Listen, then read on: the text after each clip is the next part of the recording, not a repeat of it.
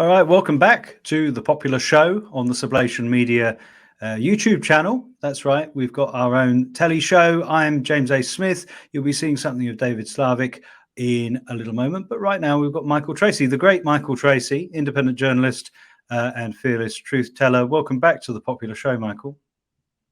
Well, as I mentioned before we got on air, I think if I were to go around pompously describing myself as a fearless truth teller, it might not go over so well. Well, so I'll leave that to others to. You tell truth, man. It's just a descriptor. So we've got a lot to cover. You're in the UK right now, though. Yes, I'm in London still. Yeah, that's great. I'm up in Manchester. Otherwise, I would insist on buying you a frothy pint in one of those fine wood-walled pubs. I might just take some tea, but I appreciate the sentiment. Just a cup of tea for you. Well, I want to get your take on the peculiarities of the English and how the Ukraine war has been received and responded to in the UK a little later in the programme. But first of all, let's cover this whole sort of business of Twitter and Elon Musk's takeover of it, because I think this has been quite a revealing story this week. I mean, first of all, Twitter, of course, is tiny compared to some of the other kind of big social media platforms. Only 217 million users, according to the data I'm looking at, compared to the 2 billion using Facebook. But it has this kind of outsized importance because, of course, all of our political class, all of our media class seem to spend all their time on it. What was your sort of response to the week's adventures on that little island called Twitter? Yeah, well, one thing that I don't think lots of journalists and media personalities and others who, as you correctly suggest, spend an inordinate amount of time every day on Twitter. One thing I don't think they'll really have enough self-awareness to admit, but is plainly the case, is that they have tons of social capital bound up in Twitter. I mean, they've spent years now. I mean, we've gotten past sort of like the maturation stage of Twitter in a way where it's not so firmly integrated into how media and quote content gets produced, particularly in these elite spheres, that it's almost kind of inseparable from how they conceive of their jobs. And I don't necessarily exclude myself from this. I mean, I came of age journalistically or in my media capacity, whatever you want to call it, largely by way of Twitter, not solely or exclusively through Twitter, but it's been, one of my main avenues of generating a following and, reaching an audience. Yeah. So, I too have some capital vested in Twitter, right? So again, I'm not excluding myself from this at all, but I think a lot of them don't like to admit that because it can seem maybe a bit frivolous, or that they don't want to overtly kind of acknowledge how they view their position on this platform, because it might be a bit embarrassing or seem like superficial or something. So what they'll often do is posture as saying, "Oh, I hate this hell site. I can't believe that I'm somehow always sucked back into Twitter, even though I despise it, and even though I spend 24 hours a day sending and receiving professional validation through it and cultural signifiers through it." So clearly they derive some value from it, even if they have to sort of feign their disillusionment with it as a platform. So that's why you saw such a massive reaction when Elon Musk took it over, or at least, his purchase offer was accepted, because that means they're not going to have the same influence any longer in kind of using their leverage to pressure Twitter into acceding to their demands to change the management structure or the content moderation structure in accordance with their values. Because that's what they have done assiduously over the past, especially maybe 5 or 6 years, such that the guiding ethos of Twitter ceased being what Jack Dorsey actually stated it was in 2015, which was that Twitter ought to be the home for free expression on the internet. And it changed into something different, where it's like Twitter's the home for capitulating at the first sign of journalists saying that there's a new form of speech which must be curtailed or else it's going to cause harm or violence. And you see the bans and the purging and the censorship pretty much escalating exponentially since 2016, when everybody's outlook had to change permanently, based on the ascension of Trump. So that, I think that's what they're reacting to, and I don't know if Elon Musk is going to follow through on his stated commitments to restore free speech as the operative principle at Twitter, but at least he says that's what his goal is. I mean, and he can be held to it, I guess, if he doesn't make good on the pledge. But otherwise, I'm not sure what they're so alarmed by, because it seems like nothing about their user experience is going to change, at least according to what we can glean from what Musk has said, except that they're not going to have this same kind of like back channel leverage ability over the people who run Twitter to constantly erode the commitment that the platform has toward free expression or free speech. What would be some examples of that sort of professional class erosion of the platform, and that kind of way in which this quite small cohort has been able to replicate its values across it? Well, I mean, the most dramatic example was the banning of Donald Trump. Yeah. I mean, that was unbelievable, really. I mean, that was almost inconceivable when it happened. I mean, not inconceivable, but it was still sort of a shock, because this is a unprecedented act of corporate usurpation over where the democratically elected president, he was still the sitting president at the time, who was banned, was no longer permitted to use what had become his primary communications mechanism to communicate with the public. And who made that decision exactly? I mean, we still don't know. I mean, who individually within Twitter decided to do that? I mean, Jack Dorsey apparently was off on some meditation retreat, and so he wasn't consulted when that decision came down. I'm not kidding. Actually, I think that was the case. He was in Thailand or something. But that was just the culmination of these incremental escalations in censorship that had been brewing since around 2016. I mean, Milo Yiannopoulos, who I'm not a fan of it, obviously, but when he was banned in summer of 2016, he had a large following. He was one of the most prominent right-wing people on the platform, and because he got into some kind of spat with Saturday Night Live comedian and actor, by saying something rude about her performance in the female Ghostbusters movie. Journalists were saying, this is dangerous, this is harmful, and this celebrity needs to be protected from this, right-wing provocateur. And then they banned him from Twitter. And you saw countless examples like that mounting and mounting and mounting. And even just recently, the Babylon Bee was banned. It's this kind of, I think, not that funny right-wing / conservative satirical site. It got banned for something related to, I don't know, trans issues. And, there are just many, many different examples of this. And there have also been left-wing people who've been banned for various reasons. Now, I don't think, sometimes one of the arguments that you'll hear from left-wing people, if they want to at least maintain some pretense of fidelity to free speech, is to say, look, now they might be going after the right primarily, but this is going to boomerang back on the left. That's why we have to ban. That's why we have to oppose encroachments on free speech. I mean, if that's sort of like incidentally works as an argument to get more leftists to return to what had been a baseline position that they used to hold, which is to support free speech, then okay. But I'm not sure it really is going to boomerang back on the left that much. I mean, I think the left is enough a position of dominance they don't have to worry about it as much. I just think you have to just support free speech in principle, regardless of who it affects. Not only because it could also hurt your side down the line. I mean, it could, but I don't think that's particularly feasible at the moment.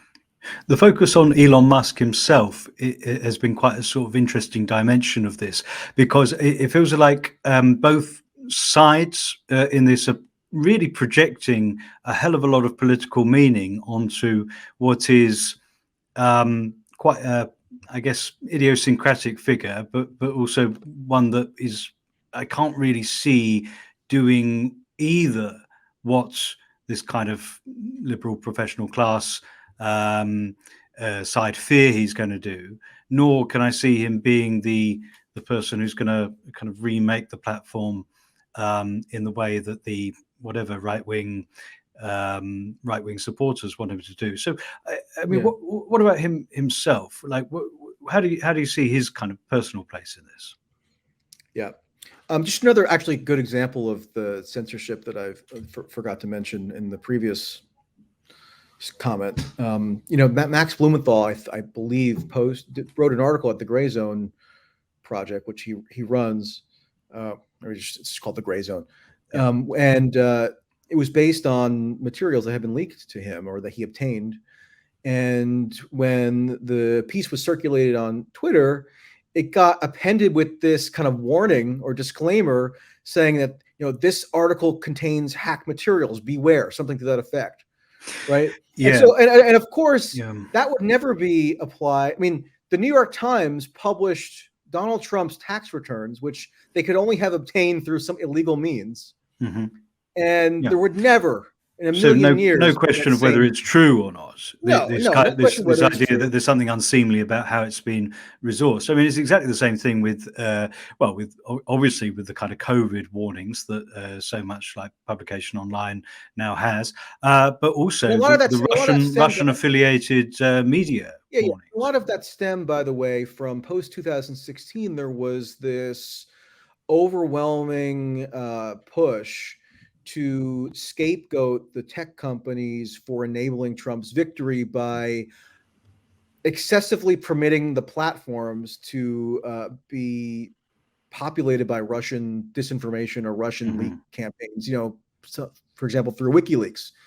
So because they allowed WikiLeaks publications to proliferate on Twitter, the idea was that Congress had to be lobbied, and they were lobbied. I mean, there were hearings held constantly throughout 2017 and 18, where Jack Dorsey, Zuckerberg, the Google executives, et cetera, were all hauled before these committees and berated by Democrats and even to some degree Republicans for not sufficiently counteracting this supposed Russian influence operation that had been allowed to take over their platforms and resulted in this heinous electoral outcome in the form of the unexpected victory of Donald Trump in 2016. So to accommodate that, basically under government pressure, they instituted a lot of these new policies that more and more stringently would be constantly labeling things misinformation or labeling things hack materials.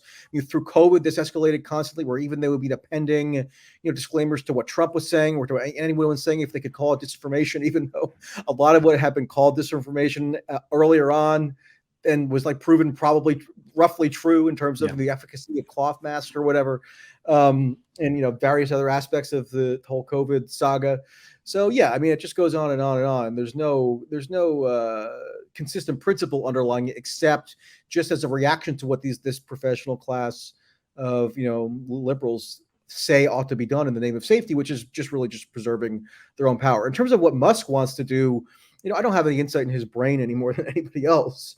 I think it's probably just sound at this point to just go based on what he's saying, which is that he wants to preserve free speech. He seems like a guy who maybe has like a somewhat not particularly well-formed conception of what free speech is and its importance, but nonetheless, he does kind of support it in principle, and he doesn't like when people he finds funny or maybe somewhat insightful on Twitter get banned, and he wants them to come back and not be banned. That seems probably accurate to me, and he's also happens to be the richest person on earth, so he can do this. There's a weird. At the same time, though, going back to what I started off with about this whole point of Twitter containing tons of social capital that journalists are often sort of reluctant to admit. Maybe Musk correctly perceives that Twitter has this social capital and it's distinct among other social media platforms, and thinks that there are ways to probably monetize that into a more sustainable business that has yet been done with Twitter's management. I mean, by all accounts, there's a lot of bloat within Twitter. I mean, they have thousands and thousands of employees. I can't tell you what 2/3 of them do. I have no idea what 2/3 of them would do on a daily basis. Maybe he thinks that there's a potential for expansion, and I don't know. I mean, I think clearly he doesn't need to make any more money, but it's plausible to me that he does genuinely perceive Twitter to have untapped potential as a profit-making venture. Maybe he's right. I mean, he was right for his prior ventures, so maybe he sees something that others may not. A weird part of all this sort of hysterical response to Elon Musk trying to take over Twitter has been the fact that actually quite a lot of him or his political signifiers or things he's involved in are absolutely to the taste of elite liberals. I mean, the electric cars, for God's sake, the fact that he frames all of his kind of ambitions in terms of solving climate change, Renewable energy.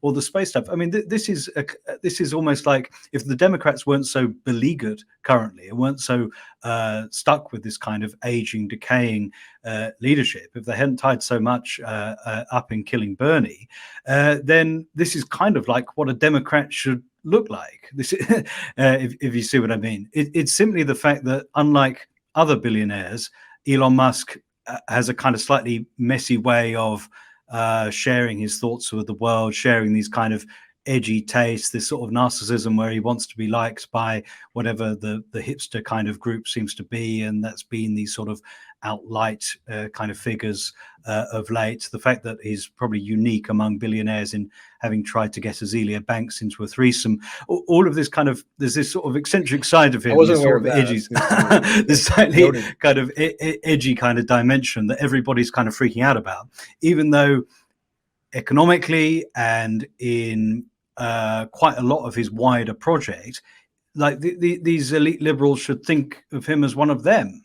That's the puzzle to me, and that goes for conservatives as well. I mean, the fact that, you know, Elon Musk said the most kind of basic bitch thing, like, oh, as long as the far right and the far left are upset with me, I'll know I'm doing a good job. That's the basic, like, Guardian, New York Times position. And they have like an uproar of like elation that somebody says this really anodyne thing. He's a normie lib, you know, with a bit of kind of eccentricity to well, him. yes, actually yesterday he tweeted that he strongly supported Obama in 2008, which, you know, was a very normie thing to do at the time. And so it doesn't surprise me. And it doesn't surprise me that now, you know, 14 years later, he's perceived to be this heinous, you know, right-wing villain. Because, you know, although I do think the cartoon that he posted, where, I don't know if you saw it, but there was a cartoon which basically purports to track the evolution of liberals versus conservatives since 2008. And in 2008, he was like center left. And then if you look at how like the diagram expands, now like the liberals have gone so far to the left and now he's like somewhat center right or something, and the right hasn't changed. I mean, I'm not doing a great job at explaining it. It'd be good if you just pulled it up. Although I do think it's probably oversimplistic, there is something to it in the sense that the people who had, if you just plucked anyone from 2008 that had roughly the positions of a normie Obama supporter and placed them into April of 2022, there's a decent chance that they would now be presumptively assumed to be a hardcore right winger. And, you know, 14 years, you know, it's not a huge amount of time. And, you know, granted, stuff can change, but, you know, it does, I think, tell you something about how quickly these ideological affinities get upended, and how like this sorting mechanism just operates seemingly arbitrarily at a warp speed. Yeah.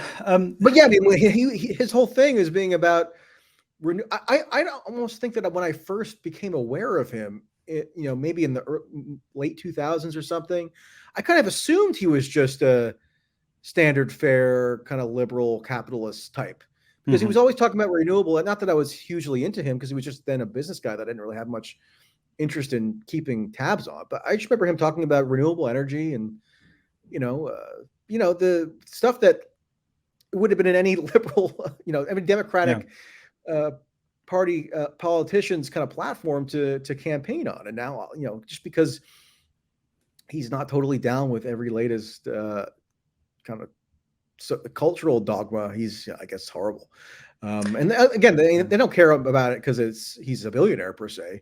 right? I mean, that doesn't bother them at all. I mean, Mike Bloomberg's a billionaire, Jeff Bezos is a billionaire, and Yeah, they're exactly. not And at all persona the non grata. I mean, Mike billionaire The funds Saudi half of what. stakeholders who Yeah, tried I mean, to squeeze him out. Mike Bloomberg still funds like half of the Democratic Party's like NGO apparatus, Yeah. so they don't care about that. They only care about, I guess, because maybe he. I really think it's bizarrely enough, and maybe this is a reductive way to put it, but I think it's because of Twitter. I think it's because he does crazy things on Twitter now and then. It gives an indication that maybe he's sort of in tune with the cultural sensibilities of the center right or the anti-woke crowd. And that alone is enough to set them off. So it almost negates whether he's doing something fundamental to transform the way energy is used in the world.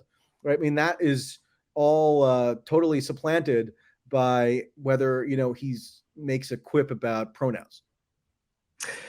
Yeah, I mean the billionaire, like it's quite odd in the time we're at that it almost feels anachronistic the way in which these individual eccentric charismatic billionaires have such a kind of outsized influence on our whole kind of politics and culture. I mean, until pretty recently, the standard kind of economic left line was, it's a distraction to be focused on these individual billionaires. It's the whole system, the whole structure that needs addressing. But actually, neoliberalism has been so effective in the upward movement of wealth that now actually the arbitrary kind of personal decisions of an Elon Musk or a Bill Gates absolutely have this kind of huge ramification and this huge kind of influence. And I think when it comes to Twitter, this small platform where so many of the kind of cultural mores are decided and set, actually those kind of personality things do become quite important.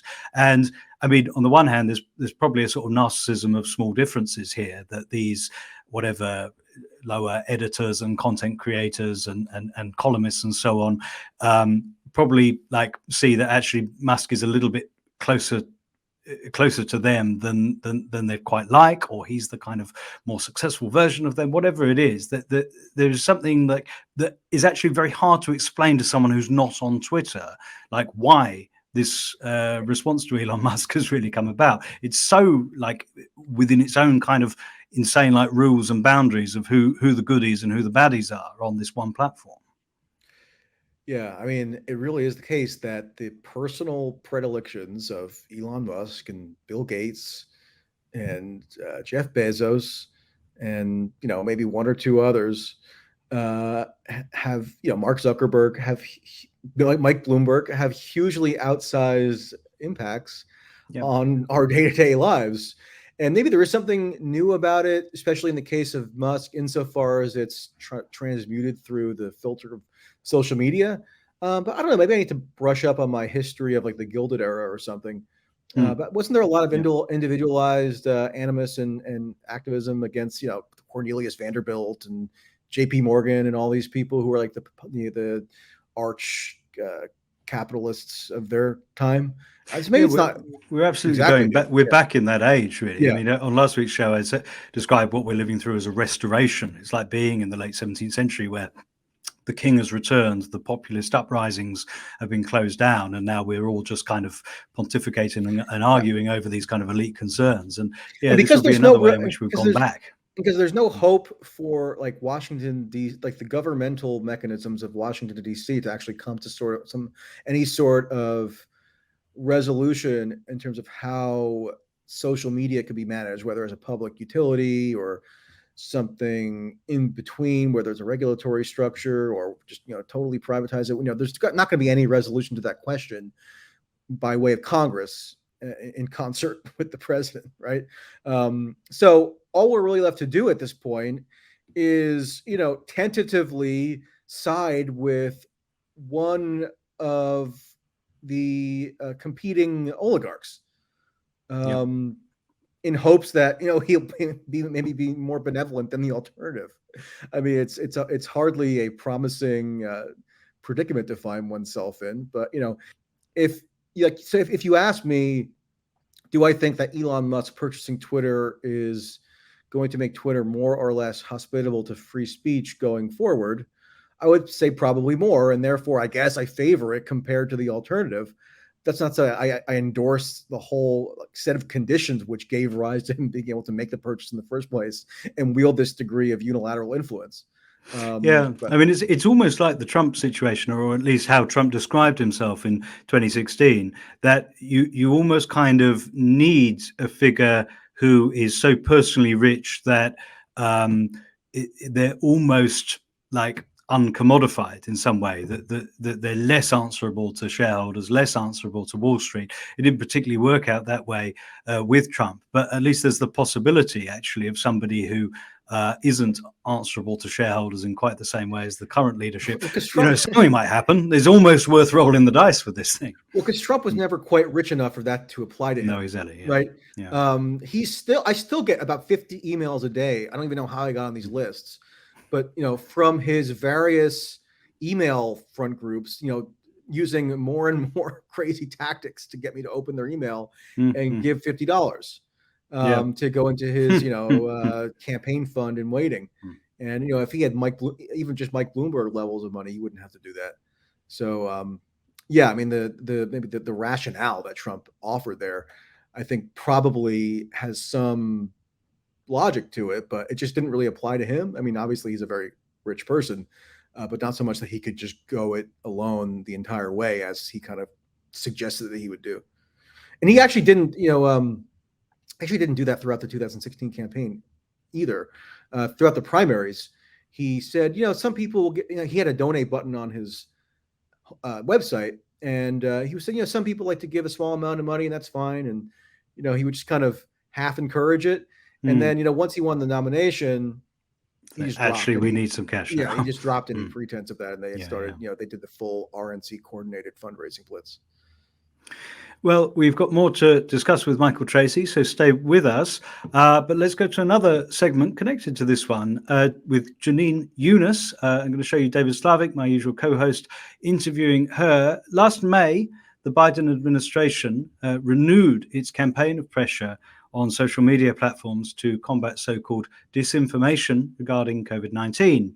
The result has been a blurring of relationships between social media platforms and government, where the platforms are increasingly being asked to routinely supply information on their users and to remove user accounts on behalf of the state. This is a big context for this whole Elon Musk situation. Jenin Younes is an attorney with the New Civil Liberties Alliance and has taken on the suit against the Surgeon General on behalf of several banned Twitter users in a case with potentially serious consequences for the new authoritarianism we're seeing in public health since COVID. We recorded this last week. The case was heard yesterday, and they're awaiting a decision. For the full discussion, this is just an extract. The whole conversation is great.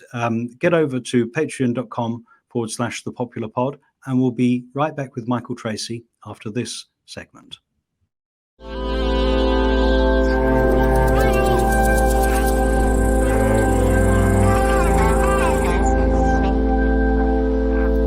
Yeah, one of the things I found really interesting about this case in general is that this case plus a number of other sort of legal moves that I'm seeing sort of in a conservative sphere, and I wouldn't call this strictly conservative. And I think, just to be fair, it's about civil liberties. It's about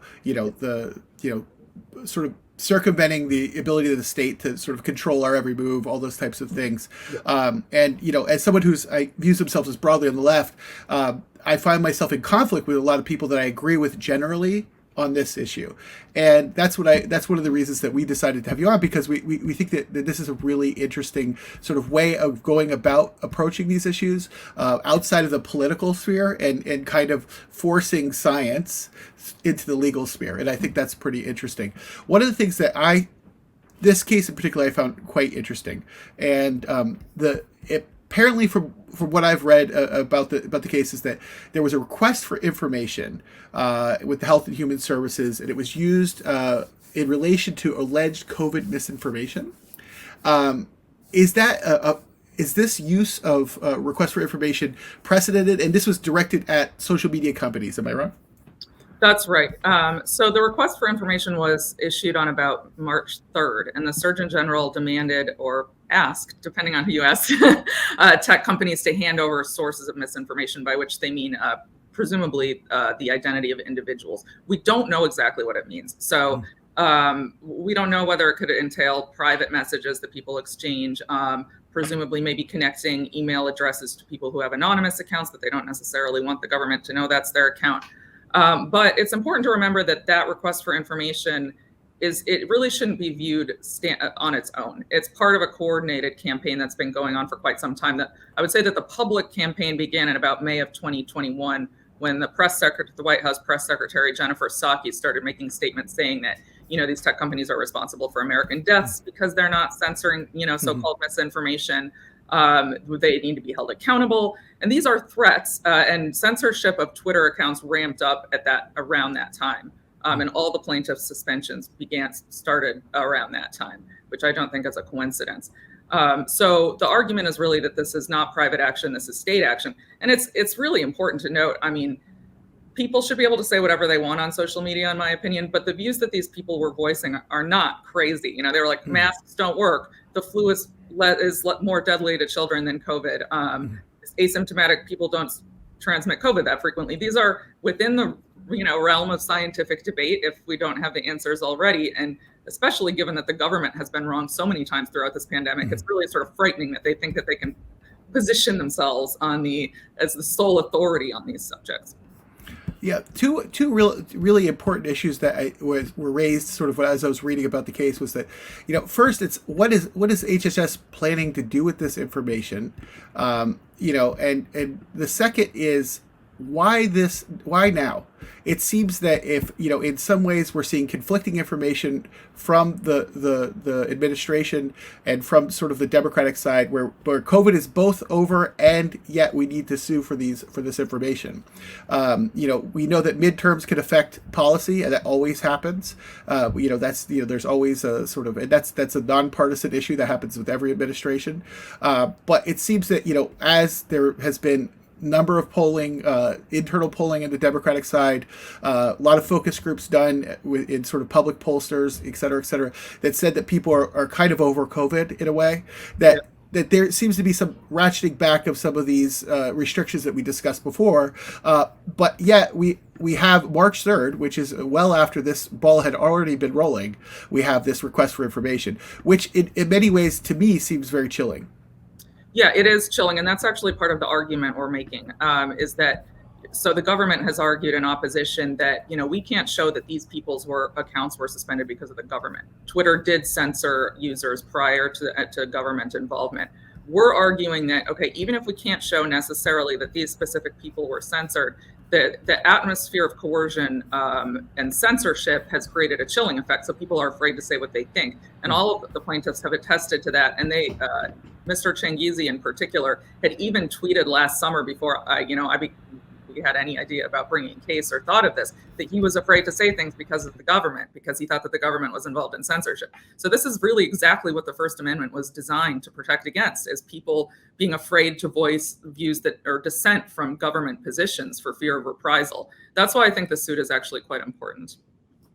Now, one of the things that I think that is interesting is because in many instances, the threat of restrictions on social media comes in waves. It never seems to come, really.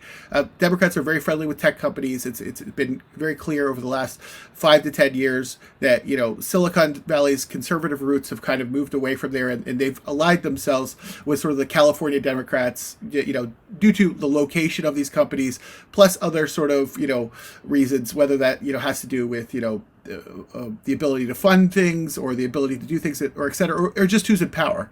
But I believe around that time, that was also the same time that there were some bills that were being discussed about restricting the reach of social media. And do you think that is, part and parcel of the overall strategy? Yeah, I think so. They've threatened them with regulation. We actually have that in the case. They've made various statements saying that they should be held responsible, which presumably I think means that they even think they could sue these companies for like the deaths of Americans who didn't get vaccinated or something like that, which is bizarre and probably wouldn't hold up in court. But the threats alone are likely causing these companies to ramp up censorship. And two of the plaintiffs, Kotzen and Sanger, were suspended within days of the government's RFI being announced. And as we show, they were tweeting similar things for quite some time. That they have dozens, if not hundreds, of tweets saying basically the same thing, but they weren't getting suspended before the government became involved. Another aspect that I think that people who are maybe just hearing about this would really know is the actual breadth of the request. It's quite a long document, and there is a number of bullet points about what information they're requesting, and some of those were audience reach, sort of Silicon Valley style metrics that seemed quite specific and seemed that to me it's a quite sophisticated request, in that they were asking for a scope of reach, number of audience members, followers, etc., number of people who viewed each tweet, those types of things, or tweet or post, depending on Facebook or etc.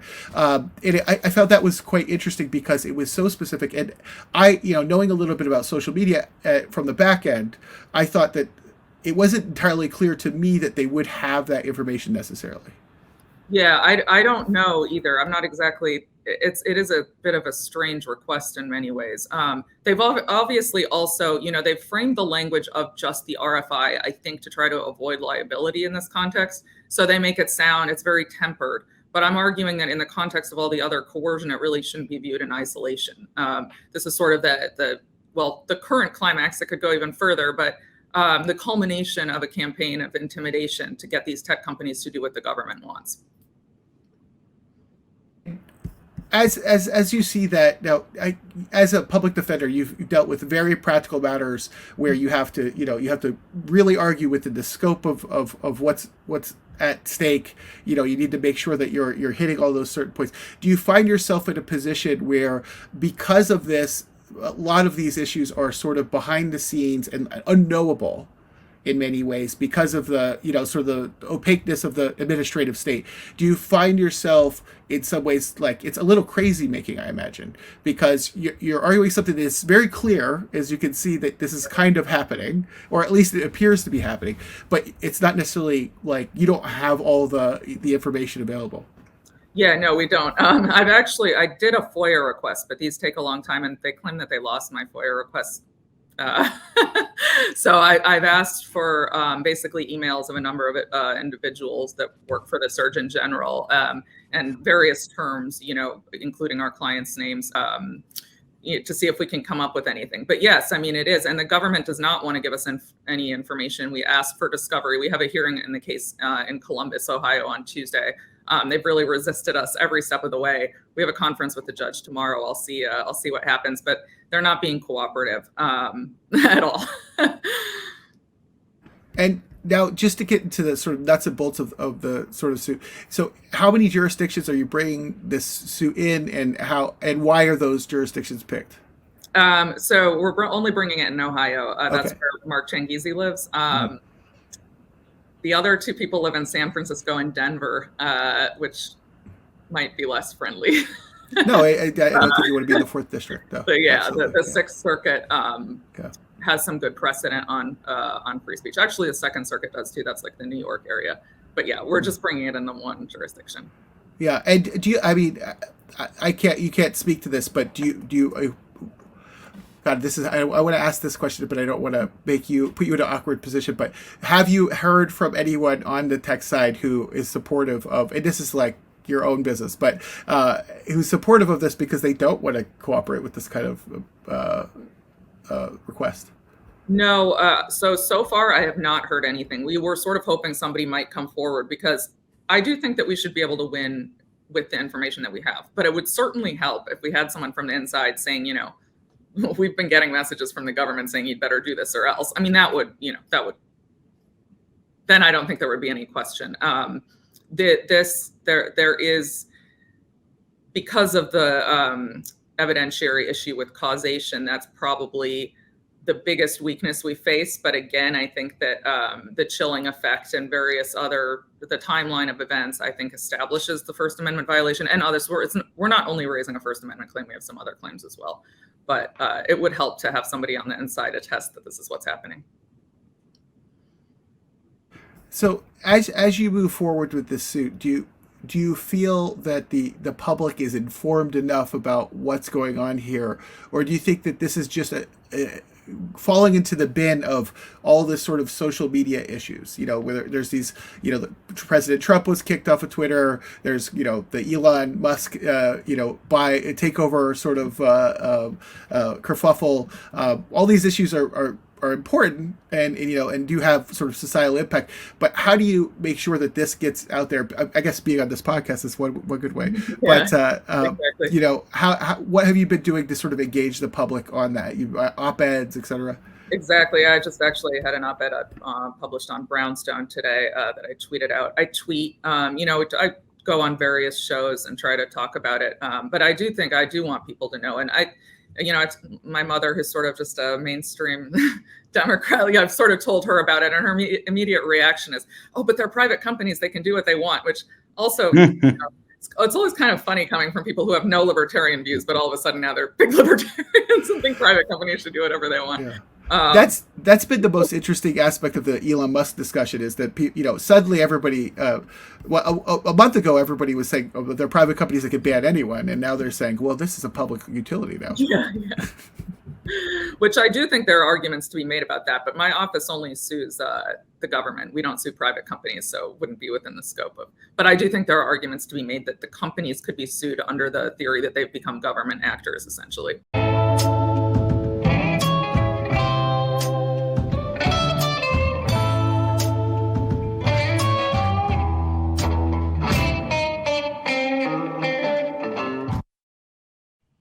So we're back with me, James A. Smith, and Michael Tracey.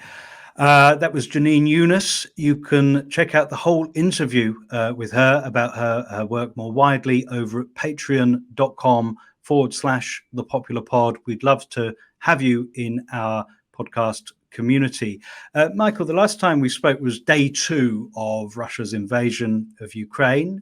Viewers can go back and find that episode. And we left off that conversation with the argument that this was not a failure of foresight on the part of anti-interventionists who doubted US intelligence primarily. It's more important to recognize this as a failure of this foreign policy establishment. Putin is their guy. They put him in, like countless authoritarian leaders of the 20th century. The West made him for short-term gain and reap the consequences later. We're all reaping it now. Ukraine is reaping those consequences of NATO expansionism, US meddling in the region. Of course, Russia's actions are indefensible and apparently pretty chaotic, but the pro-war lobby on the left and the right in the West is asking Russia to tolerate what we ourselves would not tolerate. It's been pretty incredible to see how all this has taken shape since. We've seen wars before, but Michael Tracey, what would you say is distinctive about the way that this has been received, responded to, mediatized, and moralized in the last couple of months now?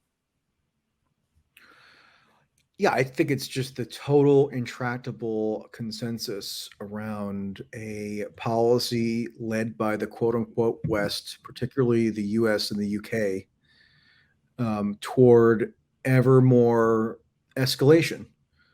It's almost as though whether the US / NATO / the UK should interminably escalate the war, it's hardly as though that's even considered a debatable proposition.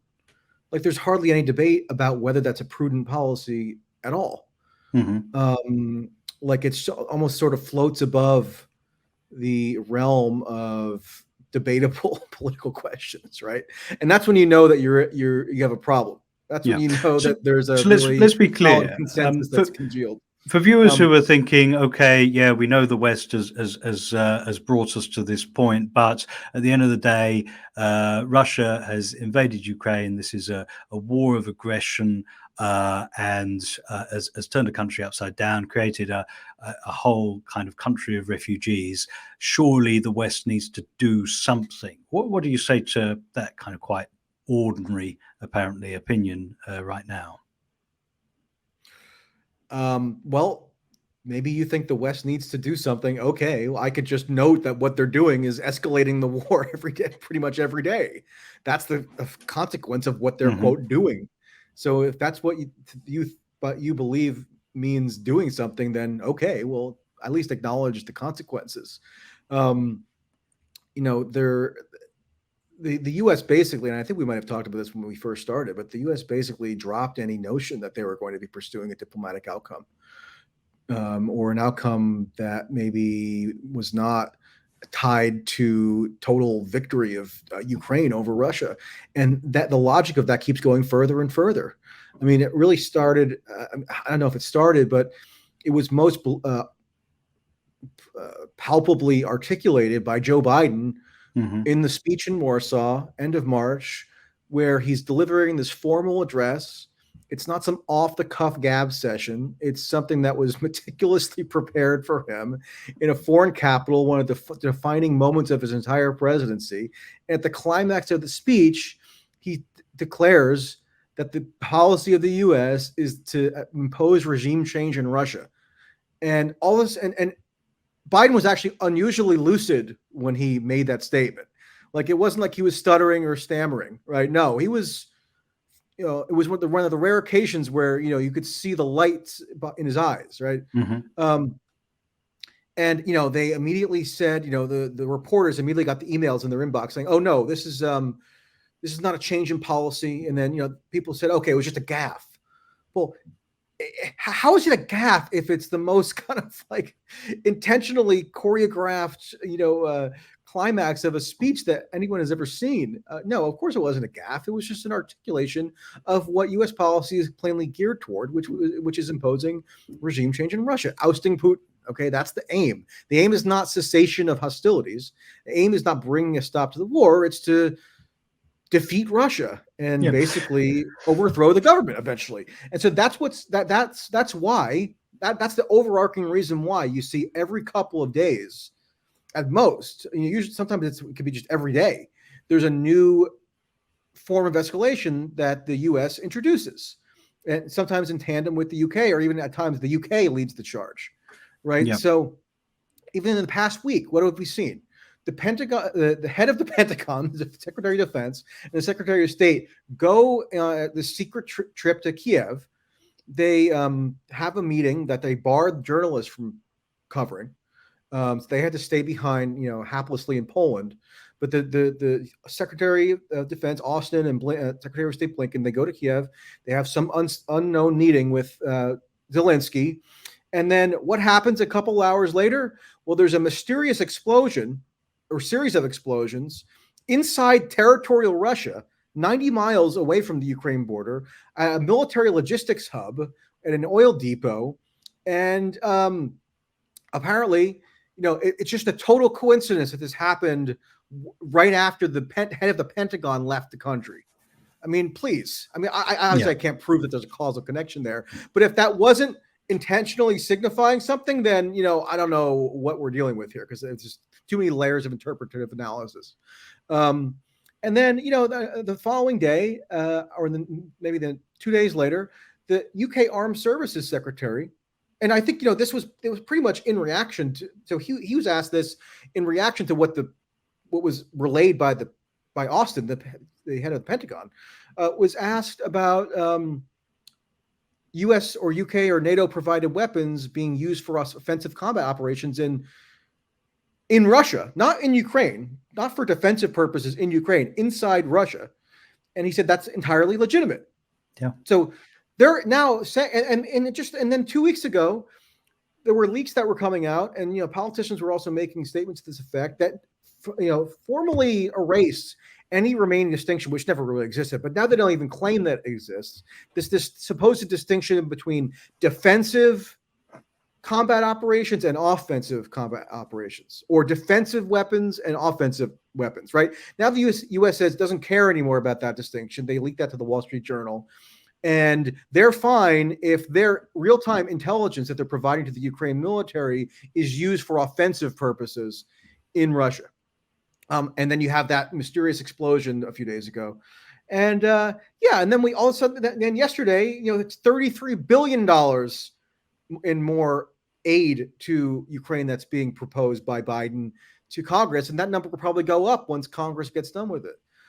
So, yeah, I mean, it's never anything to do with pursuing a ceasefire or pursuing some sort of diplomatic accord that comes out of the US or the UK.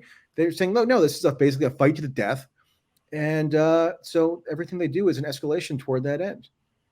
It's easy to see Biden as a kind of Eisenhower-like figure, this kind of decrepit, ill guy surrounded by Dr. Strangelove, like deep state operatives who are trying to kind of push forward these military engagements, even as his initial reaction seems to be quite conservative. I mean, I'm thinking of like last year with Afghanistan, Biden holds to Trump's proposal of withdrawal, and initially, it's almost like being a guy who is so ancient he doesn't quite know where he is. That's almost an advantage when he's being barraged by the press pack demanding more blood in Afghanistan, etc. And then a few weeks later, we have the most sadistic and appalling sanctions imposed, and we have a kind of war by other means going on. There's a similar sort of pattern here. Initially, it seemed like Joe Biden, Boris Johnson were the much more dovish figures in the face of a media that wanted all-out nuclear war, and then gradually that sort of wears away, and we see them get their way, and the kind of escalation creeps in. Would you agree with that pattern, or is there something kind of peculiar about the way in which actually it seems like the commentator class are in cahoots with the deep state here, and our actual leaders seem a little bit kind of like clueless and being kind of blown around in the wind on this thing? Yeah, I think the pattern you laid out is pretty much accurate. Biden, when he appeared at this quote unquote extraordinary NATO summit in Brussels in March, was asked questions at a press conference. Actually, I tried to get into this summit and was barred by the Belgian Ministry of Defense, which frankly I don't think is a thing that even needs to exist. But Biden was asked by one of the intrepid American journalists who was permitted entry. One of the big adversarial questions that she posed to him, I think she was from ABC News, was, "Were you too quick to rule out World War III?" Like, as though he is derelict because he was too quick to say that he probably was not inclined to start World War III. So because Biden has, rhetorically at least indicated that he's against whatever he thinks World War III means, anything short of that in terms of escalation is not seen as, I guess, that big of a deal. So as long as we're not incinerated in a nuclear explosion, anything Biden does on the road to that is seen as like sensible, right? Yeah. And then, but once we're incinerated, like there's not going to be any point in retroactively kind of analyzing what went wrong to create that situation. But yeah, I mean, it's funny, you mentioned Afghanistan. Go back and look what I wrote about at the time and said about the time.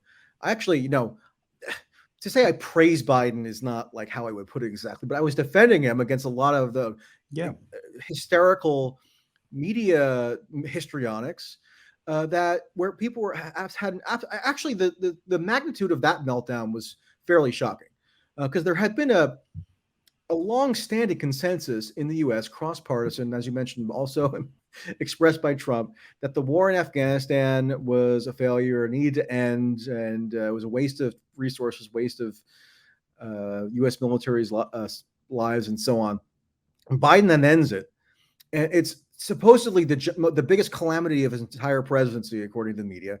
They turn on him on a dime, and whereas they had always been fairly soft on Biden and accommodating of him, and even grateful toward him because he beat Trump. That was the one issue on which they were just utterly vicious toward him, and his polling numbers actually dipped irretrievably. So he lost a lot of goodwill in the public seemingly because of the Afghanistan withdrawal issue. And then so that was when he took the more like relatively dovish, I guess you would say, stand, right? And then fast forward a few months later, as you indicated, he takes a stand where he's presiding over this entrenchment of a limitless, ever escalating proxy war, and he's praised to the hilt as this paragon of enlightened American virtue or and democracy promotion or whatever.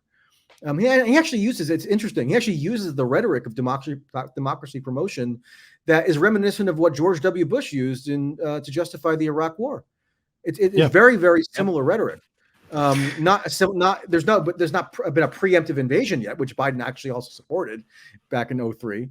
But still, I mean, the whole logic behind it is very much similar. I guess what kind of freaks me out is that you go back to the Iraq War, and there's so many examples of like journalists who look back at that time and say, "I was duped.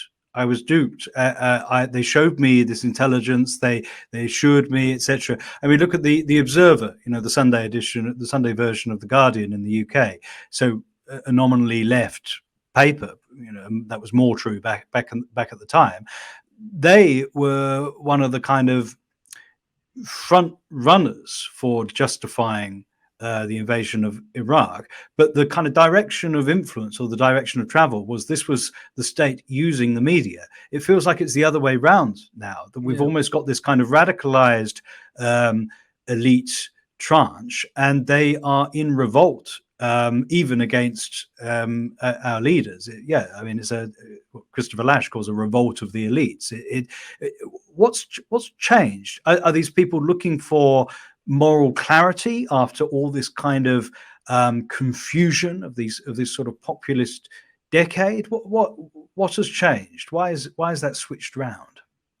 I think there is something to that, although I would add that at least in the case of the U.S., it might be slightly different in the UK, but in the case of the U.S., when Biden was first elected in 2020, there was a Financial Times article which quoted some anonymous European diplomatic official as observing that the foreign policy team being brought in by Biden to the White House has this emotional, visceral loathing for Russia. Yeah. So there is a faction of the actual establishment, meaning the people who now wield the levers of state in the U.S., who had been radicalized against Russia in the more liberal wing of the establishment, particularly since 2016, given that all that transpired with Putin supposedly installing Trump as a stooge and as a Manchurian candidate or whatever. And this whole kind of overarching narrative that they constructed about how Putin is this progenitor of global right-wing extremism, and he's funneling Trump, and he's funding Trump and Le Pen and Brexit and everything else. It's terrifying actually, to think that they believe it. Macron just resurrected that against Le Pen just this week. I was in Paris, and I mean, you could just about sort of forgive or understand when it's being used as a cynical weapon against right-wing adversaries, or when it's being used as a kind of way of reassuring the Democrat base, like, oh, Hillary didn't really lose, it was just Russia. But the idea that these freaks believe it and want to act on it, that is terrifying. No, I mean, having covered the gory details of Russiagate. For all that time, including having gone to, when Trump was first elected, there was this wave, or when he first came into office, rather, there was this wave of protests that engulfed town hall meetings. So members of Congress would hold town hall meetings periodically in their district around the country, and these newly formed, like, quasi grassroots activist groups like Indivisible. They had formed, as a, to show that they were indivisibly united against the Trump agenda or whatever. They would dispatch their, base or whatever to these rallies. And I was in California at the time, and I would go all around California, and I would actually tabulate the number of questions posed to, say, a Republican member of Congress who was conducting the town hall. And I remember I was in Northern California. This was probably in March of 2017.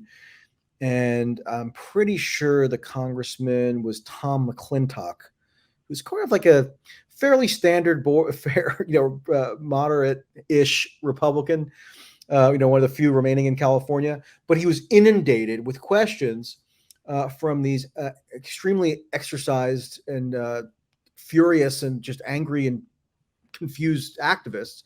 And the majority of the questions that he was asked, and this was supposed to be largely about healthcare, right? Because there was a pending potential repeal of Obamacare. The majority of the questions that he was asked were about Russia and about what must be done to stop Russia from subverting the American political system.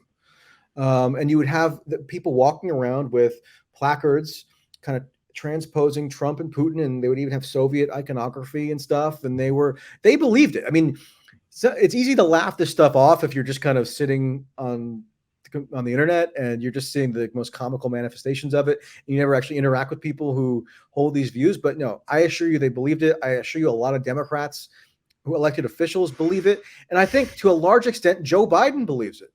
Joe Biden actually said during the primary campaign in 2020 that he believes that he agreed with someone who said that Trump had been kind of nefariously installed into office by Putin. So yeah, I mean, I think that is going to radicalize and energize the liberal wing of the national security establishment into a far more aggressive posture toward Russia. I mean, Biden campaigned on taking a harder line against Russia or confronting Russia in 2020. He thinks that was his mandate when he won, and he's carrying it out.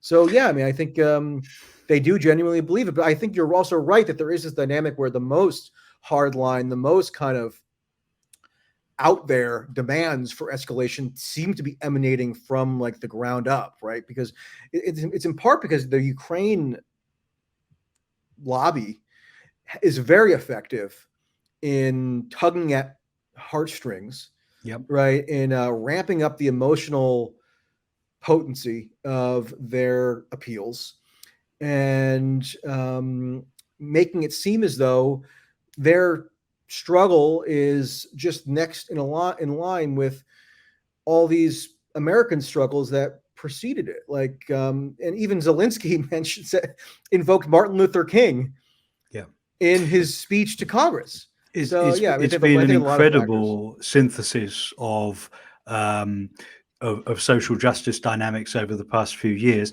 I want to ask Michael Tracey about that. I want to ask about your encounter with some of the weirdos of Britain that you've been dealing with while you've been here. We've got to say goodbye to the YouTube audience. Thanks for watching. Like and subscribe, Sublation Media. If you want to carry on hearing my conversation with Michael Tracey, as well as the full version of the conversation with Jenin Younes, get over to patreon.com/thepopularpod and check out the audio there. But for now, see you next week.